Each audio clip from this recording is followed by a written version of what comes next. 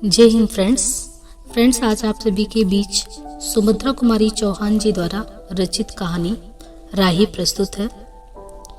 राही कहानी, जैसा कि नाम से अगर सोचे कि इस कहानी का क्या अर्थ निकलेगा तो समझने में परेशानी होगी।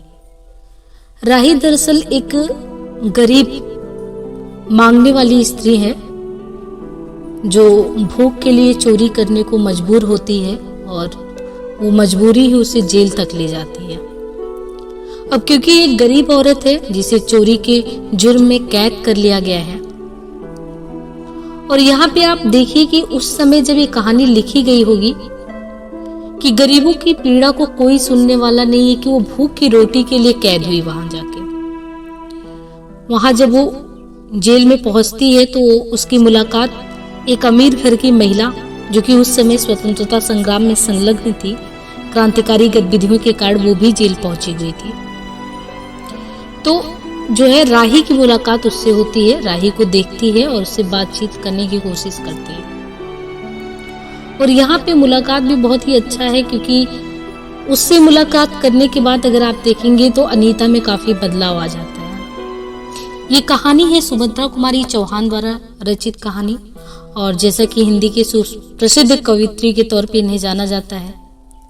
उनकी जो रचना है झांसी की रानी एक तरीके से साहित्य जगत में उन्हें अमरता प्रदान करती है।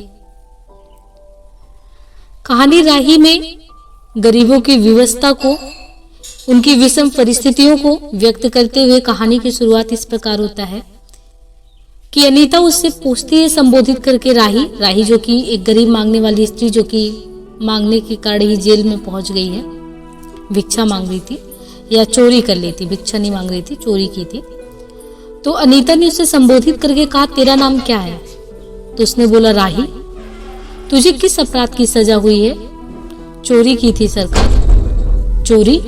क्या चुराया था? नाच की गठरी। कितना नाच था? होगा 5-6 सेर। और सजा कितने दिन की मिली है? साल भर की। तो तूने चोरी क्यों की? पुनः अनीता के मन में एक कौतूहल हुआ कि आखिर तुमने चोरी क्यों की इतने के लिए। तो अनीता द्वारा जब वो प्रश्न किया जाता है तो राही उसका उत्तर देती है कि मजदूरी करती तब भी तो दिन भर में 3-4 आने पैसे मिल जाते। यहाँ समझने वाली बात है, सिर्फ कहानी सुनने की बात नहीं है। वो उसके पीछे कारण भी बता रही है कि वो दिन भर काम करने के लिए तैयार है, लेकिन जो दिन भर भी 3-4 आने पैसे मिलते हों, इसके प्रश्न का उत्तर देते हुए राही कहती है, हमें मजदूरी नहीं मिलती सरकार, हमारी जाति मांगरूरी है, हम केवल मांगते खाते हैं और भीख ना मिले तो फिर चोरी कर लेते हैं। उस दिन घर में खाने को नहीं था, बच्चे भूख से तड़प रहे थे। बाजार में बहुत देर तक मांगा, बोझा ढोने के लिए टोकरा लेकर बैठी रही, पर कुछ न मिला। सामने किसी का बच्चा रो रहा था, उसे देखकर मुझे अपने बच्चों की याद आ गई। वहीं पर किसी की नाच की गठरी रखी थी, उसे लेकर भाग गई और पुलिस वालों ने पकड़ लिया। अब इससे ये समझ में आ रहा है कि राही जो कहानी में राही ने अपनी भावाभिव्यक्ति की है, जो समस्याएं हैं, कि वो समस्याओं की वशीभूत होकर चोरी करने को मजबूर है। यानी उस समय का पूंजीपति वर्ग का जो आधिपत्य है, एक तरीके से अगर वो काम करती भी तब भी ये था कि उसको चोरी करना, ये सब तो एक तरीके से उनके लिए अनिवार्य बन चुका था, क्योंकि उस संघर्ष के बीच भी उसको उस आधार पे कुछ मिलने वाला नहीं था। और हमारे कानून व्यवस्था का भी हवाला दिया गया कि किस प्रकार तुरंत पुलिस उसको जानी पहचानी, सुनी, कुछ सुना कि नहीं सुना, सहानुभूति दिखाया कि नहीं दिखाया, उस गरीब जनता के पक्ष में झुका कि नहीं झुका। ये दोनों चीज अनीता के मन में कौतूहल भात चलने लगा कि किस प्रकार उच्च वर्ग के कुछ लोगों में गरीबों के प्रति अगर सहानुभूति ना हो तो वो पूछे भी ना। अनीता के मन में आया तो उसने राही से बस इतना जिक्र तो किया। आगे बात बढ़ती है, वो और जानना चाहती है अनीता राही के बारे में। अनीता ने एक ठंडी सांस ली और बोली, फिर तूने कहा नहीं कि बच्चे भूखे थे इसलिए चोरी की? संभव है इस बात से मजिस्ट्रेट सजा कम कर देता। राही ने कहा, हम गरीबों की कौन सुनता है सरकार। बच्चे आए थे कचहरी में, मैंने सब कुछ कहा पर किसी ने नहीं सुना। गरीबी की मार कुछ ऐसी पड़ती है जिसका दर्द बस वही समझ सकता है। जो उसे झेलता है उच्च वर्ग बस उसका अनुमान ही लगा सकता है, उसके पीछे की व्यवस्था तो बस वो गरीब ही जानता है। तो अनीता ने फिर से राही से पूछा, अब तेरे बच्चे किसके पास हैं? उनका बाप है या नहीं है? अनीता ने पूछा उनसे। तो राही की आंखों में आंसू आ गए। वो बोली, उनका बाप मर गया है सरकार, जेल में उसे मारा गया था और वही अस्पताल में वो मर गया। अब बच्चों का कोई नहीं है। अनीता ने प्रश्न किया, तो तेरे बच्चों का बाप भी जेल में ही मरा होगा? वो क्यों जेल आया था? उसे तो बिना कसूर ही पकड़ लिया था सरकार। यानी वो प्रत्युत्तर में कह रही है राही कि मैं तो जेल आई हूँ, लेकिन उसको तो बिना कारण ही पकड़ लिया गया था जेल में, और यही मारा गया और यही वो मरा, जेल तक अस्पताल तक पहुंचते पहुंचते। सरकार, राही ने कहा, ताड़ी पीने को गया था वो, 2-4 दोस्त भाई उसके साथ थे। मेरे घर वाले को एक वक्त पुलिस से पहले से झगड़ा था, उसी का बदला उसने लिया। 109 में उसका चालान करके साल भर की सजा दी, वहीं वो मर गया। लेखिका ने इसमें एक तरीके से ये भी बता दिया कि देखिए, वो मजबूर स्त्री जो अपने बच्चों के पेट पालने के लिए और पुलिस के हाथ लग गई, तो सहानुभूति तो वहां दिखी नहीं। लेकिन इसके पहले भी उसके साथ हुआ है कि एक पुलिस वाले ने, जिसके पास शक्ति का केंद्र है, जो शक्ति रखता है, जो समाज को, अगर समाज में जिसके लिए उसे बनाया गया तो न्याय दे सकता है, तो न्याय से वंचित कैसे कर देता है? वो अपना बदला लेने के लिए उसके पति को न्याय व्यवस्था से इस प्रकार वंचित रहना पड़ता है। आखिरकार एक गरीब स्त्री के पास जो है आर्थिक संसाधनों के नाम पे फिर क्या बचता है? तो उस व्यवस्था में देखा जाए तो एक गरीबी पर या गरीबों पर दोहरी चोट, एक तो न्याय व्यवस्था से वंचना का शिकार, दूसरा भूख से पीड़ित, दोनों विडंबनाएं हैं। और ये आजादी के 75 साल बाद भी अगर कहानी को देखा जाए तो प्रासंगिक है। बहुत हद तक इसमें बदलाव आया है, लेकिन अगर हम देखें तो अभी भी उतना परिवर्तन नहीं देखने को मिलता।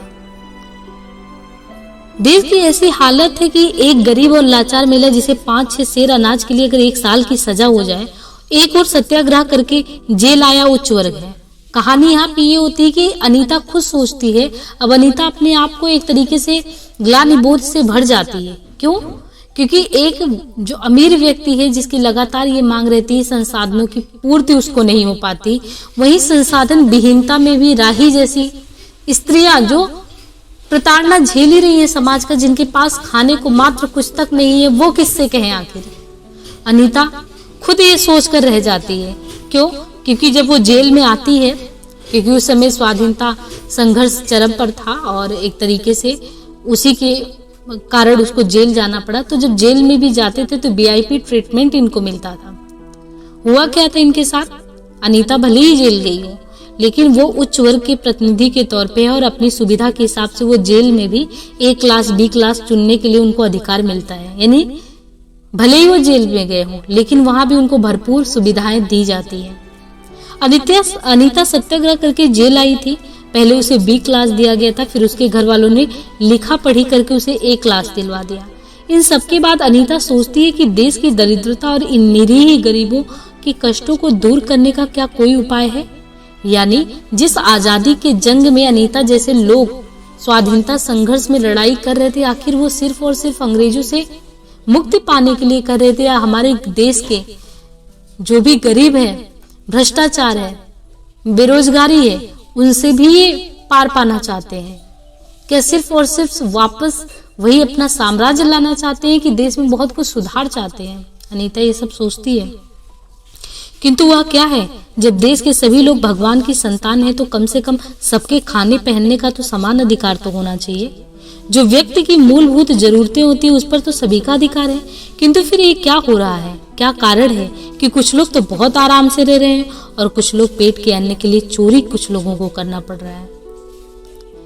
यानी ये निरीह हमदर्दी तक व्याप्त नहीं है समाज में। इनके लिए जो छोटे छोटे बच्चों की माताएं जेल भेज दी जा रही हैं, बच्चे भूखे मरने के लिए छोड़ दिए जा रहे हैं। ऐसे में एक स्वाधीनता संग्राम में, संघर्ष में जो उतरा व्यक्ति होगा, अगर वाकई में वो सहानुभूति रखता है देश के प्रति, सिर्फ अंग्रेजों से मुक्ति की चाह नहीं रखता, फिर वो किस प्रकार सोचेगा?